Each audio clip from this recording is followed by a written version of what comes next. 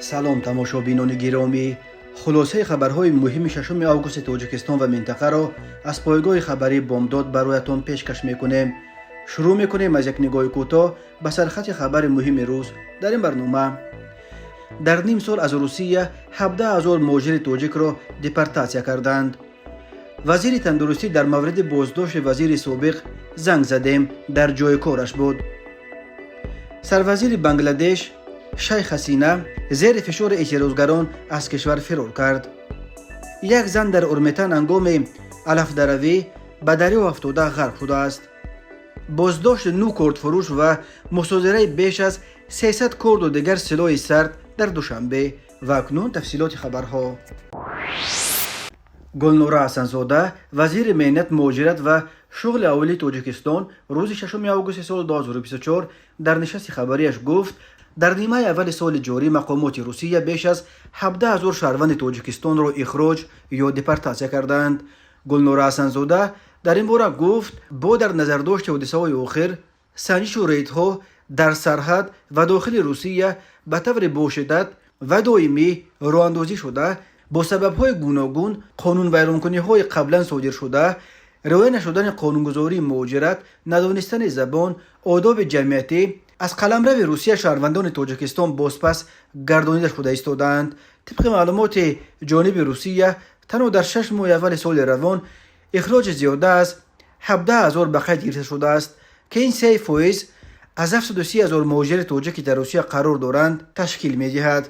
اما در حالی که وزیر تاجیک اخراج مهاجران تاجیک را اساساً به قانون‌های مهاجرت را ویران کردن یا زبان روسی را ندانستن و آداب معاشرت را ویران کردن آنها بستگی میداد، حامیان حقوق میگویند در پی به دست داشتن در حمله تروریستی خونین ماه مارت در کراکو سیتی هال و عیبدار شدن زادگان تاجیکستان، مناسبت مقامات روسیه نسبت به تاجیک‌ها کلاً تغییر یافته، خردگیری آنها نسبت به زادگان تاجیکستان بیشتر و آشکارتر شده است. صدها مهاجر تاجیک از روسیه اخراج شده، از جمله آنهایی که از خط مرز آن کشور پس فرستاده شدن شکایت میکنند که آنها را با بهانه‌های خیلی نوچیز و گاه بی اساس به روسیه راه نمیدهند.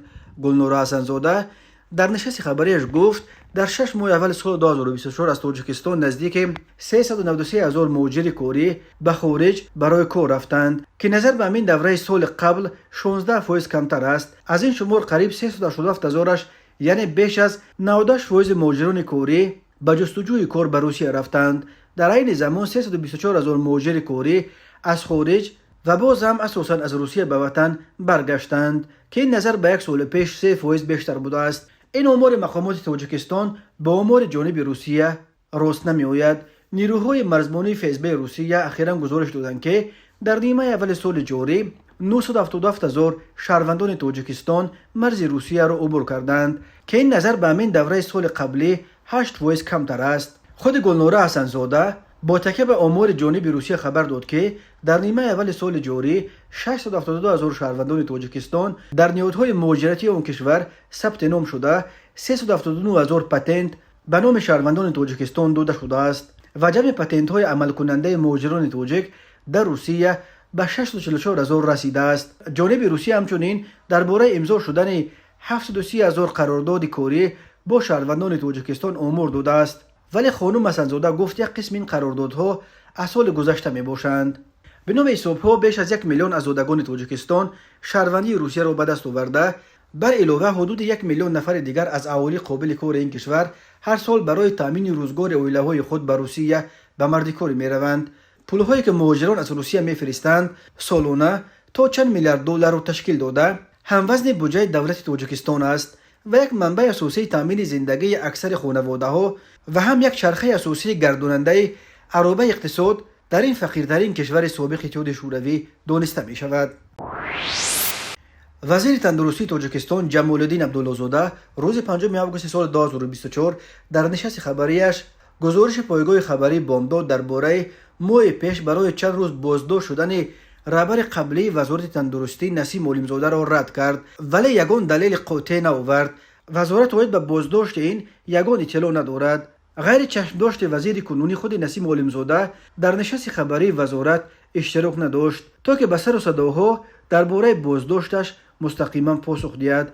منابع بامداد قبلا خبر داده بودند که نسیم عالمزاده روز 27 میلیون بازداشت و روز 4 ایول رها کردند و او یک هفته سر کار نبود. تناسب 5 ایول به جای کارش حاضر شده است. عالمزاده که از سال 2017 تا 2020 وزیر تندرستی بود، بعد برکناریش اینک 4 سال باز در مقام رئیس پژوهشگاه گاستروانترولوژی تاجیکستان کار میکند. در نشست خبری وزارت در پاسخ به سوال ژورنالیست ارشاد سلیمانی در مورد بازداشت نسیم عالمزاده، جمال الدین عبداللهزاده چنین گفت: در همین جا باید نسیم موجودی وش باشد، نیستند. همین صبح 5 آگوست ما ساعت 8 جلسه گذرانیدیم با اشتراک به واسطه رهبر مرکز علمی ساختارهای وزارت تندرستی. در همین جلسه نسیم حاجیف نیز اشتراک داشتند. اید به بازداشت وزارت تندرستی یگان اطلاع ندارد. همان اطلاعی که در شبکه‌های اینترنتی بود، ما همون روز با رهبر این مؤسسه هم صحبت شدیم و در جای کارش فعالیت داشتند. وقتی که ما در صفحه‌های اینترنتی دیدیم، حتما تلفن کردیم و یک کس در جای کارش فعالیت داشت، کار میکردند. اما جمال الدین عبداللهزاده شرح نداد که اگر خبر بازداشت رئیس پژوهشگاه وابسته وزارتش و اونم نفری که قبل از او وزیر بود واقعیت نداشت، پس چرا توسط مرکز مطبوعات وزارت تندرستی یگان ردیه رسمی نشر نکردند؟ خود نسیم عالمزاده نیز با گذشت اینک حدود 40 روز از نشر خبر بازداشتش یگان بار در این باره اظهار نظر نکردند و یا این سر و صداها را رادیو تصدیق نکرده است. بنا به اطلاع منبع‌های پایگاه خبری بامداد، از شهر دوشنبه نسیم خوجه عالمزاده، سابق وزیر تندرستی و حفظ اجتماعی اهالی تاجیکستان و رئیس پژوهشگاه گاستروانترولوژی شام 4 ایول از حبس آزاد شد. قبلا دو منبع گوناگون از جمله یکی از خویشاوندان نزدیک نسیم عالمزاده به بامداد خبر دادند که او را در پایان ماه ایون دستگیر کردند. نسیم عالمزاده از ماه اپریل سال 2014 تا 12 ینور سال 2017 معاون وزیر و از ینور سال 2017 تا 4 می سال 2020 وزیر تندرستی و حفظ اجتماعی اهالی جمهوری تاجیکستان بود. او ماه می سال 2020 در روزهای اوج پاندمی کرونا ویروس برکنار گردید و به جای او جمال الدین عبداللهزاده وزیر تندرستی تعیین شد. منابع آگاه برکناری عالمزاده را به کمبودی‌های موجوده در عرصه مبارزه با کرونا ویروس ربط می‌دادند. چند بعد از برکناریش عالمزاده مدیر پژوهشگاه گاستروانترولوژی تعیین شد.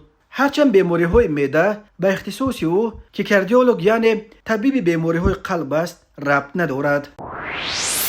سروزیر بنگلادش شیخ حسینه زیر فشار اعتراضگران از کشور فرار کرد و از مقام استعفا داد. بنا به خبرها شیخ حسینه سواره چرخبال به کشور همسایه هندوستان پناه برده است. شیخ حسینه دختر رهبر حرکت آزادیخواه و جدا شدن بنگلادش از پاکستان محیب الرحمان 15 سال باز سروزیر بنگلادش بود و به تازگی ماه ینور سال جاری در پی پیروزی نوبتی حزبش در انتخابات بار 4 به این مقام انتخاب شده بود. در پی فرار شیخ حسینه حکومت را در بنگلادش حربیان به دست خود گرفتند. فرمانده ارتش بنگلادش گنرال ووکر الزمان استعفای سروزیر را تصدیق کرد و گفت اکنون در کشور حکومت موقتی تشکیل کرده می شود. گنرال گفت قصد دارد با پرزیدنت محمد شهاب الدین ملاقات کرده تا پایان روز به توافق دست بیابند. او گفت با رهبران حزب‌های سیاسی علاقه ملاقات کرده است. ووکر الزمان اما نگفت که کی رهبر حکومت آینده خواهد شد. گنرال به مردم وعده عدالت داد و گفت آنهایی که بالای تظاهرگران تیر شدند جزا داده خواهند شد. اعتراضات در بنگلادش چند هفته باز ادامه داشته تا امروز باعث هلاکت قریب 300 نفر شد. تنها روز یکشنبه 4 آگوست دست کم 90 نفر از جمله 18 تن از طرفداران حکومت و 13 افسر پلیس کشته شدند. افسران پلیس قربانی حمله به یک شعبه پلیس در شهر سیروجگنج در فاصله تقریبا 100 کیلومتر شمالتر دکه پایتخت بنگلادش شدند. روز دوشنبه 5 آگوست تظاهرگران وارد قرارگاه سروزیر شدند. در ویدیو دیده می شود که حجره‌های کاری وزیران خراب و ماشین‌های در کوچه پرتافته آنها را چپه می کنند و آتش می زنند. در قرارگاه سروزیر تظاهرگران هیکل موجب الرحمان پدر شیخ حسینه را نیز برانداختند. یکی از تظاهرگران به BBC گفت این مثل کندن صدام حسین در سال 2003 در بغداد بود. نیروهای ارتش طوری به نظر می رسد بعد فرار سروزیر آه سبو کشیدند و دیگر تظاهرگران را با استفاده از سلاح پراکنده نمی کنند.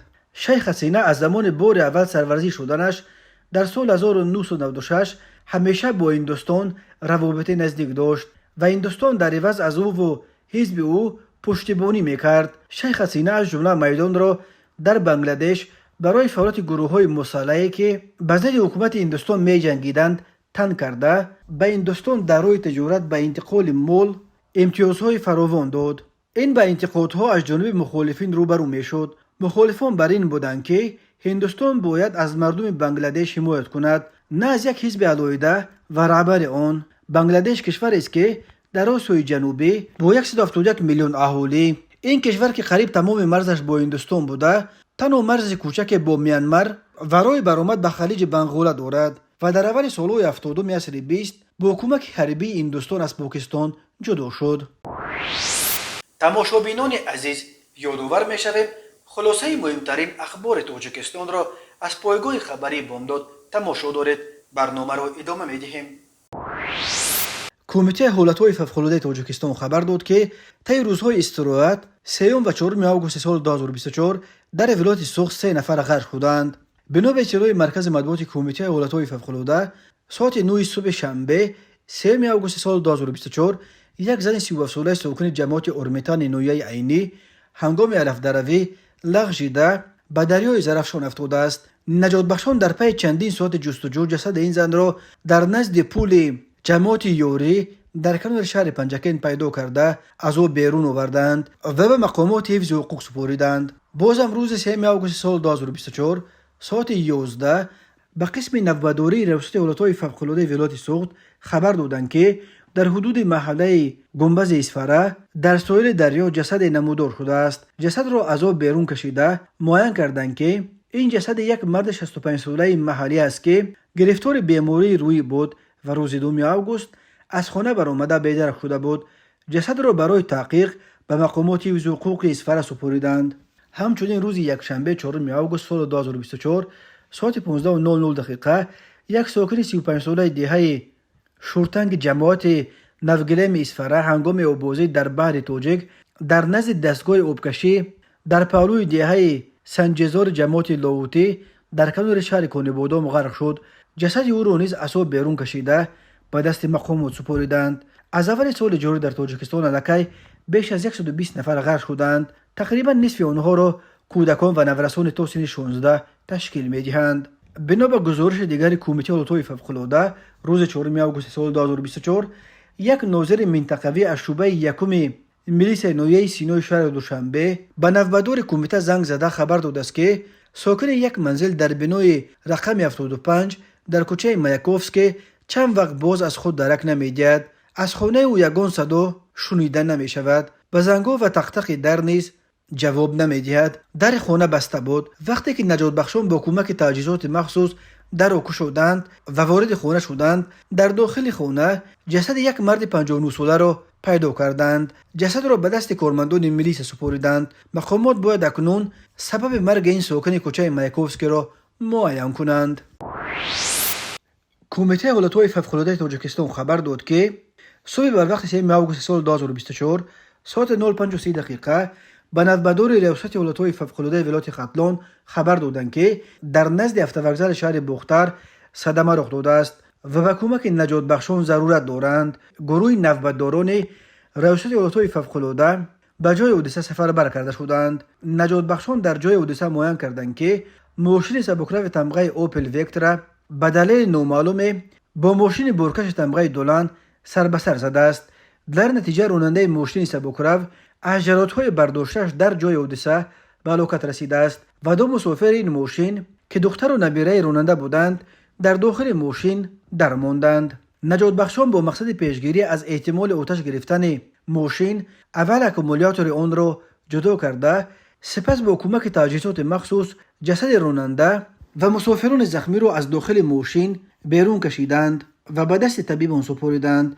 کمیته حالت‌های فوق‌العاده در پی این صدمه مرگ‌آور بار دیگر از رانندگان خواسته است که در راه‌ها از احتیاط تمام کار گرفته همه قاعده‌های حرکت در راه و همچنین سرعت را بدون کم و کاست رعایت کنند.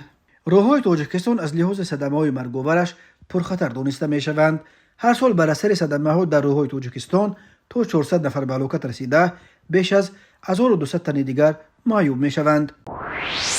رئاست کارهای داخلی شهر دوشنبه روز 5 آگوست سال 2024 از بازداشت دست کم 9 تاجر کرد فروش و مصادره بیش از 300 عدد کرد و دیگر نوع‌های سلاح سرد در ادامه عملیات ویژه تحت عنوان شرطی کرد در پایتخت خبر داد. گفته می شود یکی از این تاجران کرد فروش در حدود ناحیه شاه منصور، 3 نفر در ناحیه اسماعیل سامونی و 5 کرد فروش دیگر در ناحیه سینا به دست افتادند. بنا به گزارش مرکز مطبوعات ملیته پایتخت تاجیکستان، صحنه 4 آگوست سال جاری در نتیجه عملیات شرطی کرد از جانب کارمندان شعبه وزارت کارهای داخلی یک، یعنی شعبه یکم ملیس ناحیه شاه منصور، معین کرده شد که شهروند صدیق صالح به فروش کردها به صفت سلاح سرد استفاده شونده مشغول است.